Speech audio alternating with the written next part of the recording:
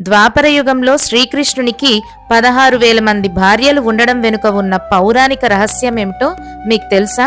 ప్రాగ్జ్యోతిషపురాన్ని పరిపాలించే నరకాసురుడు 16,108 యువతులను అపహరించి తన కారాగారంలో బంధించి ఉంచాడు.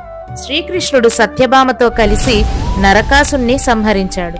ఆనాటి సామాజిక కట్టుబాట్లను అనుసరించి కొంతకాలం రాక్షసుని చెరలో ఉన్నవారిని తిరిగి వారి కుటుంబంలోనికి అనుమతించరు.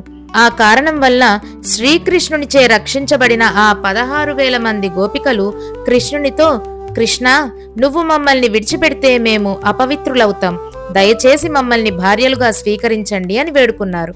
ఫలితంగా శ్రీకృష్ణుడు వారిని భార్యలుగా అంగీకరించాడు.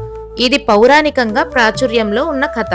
కాకపోతే ఆధ్యాత్మికంగా చూస్తే ప్రతి వ్యక్తిలో నిత్యం ఎన్నో ఆలోచనలు, కోరికలు పుడుతుంటాయి.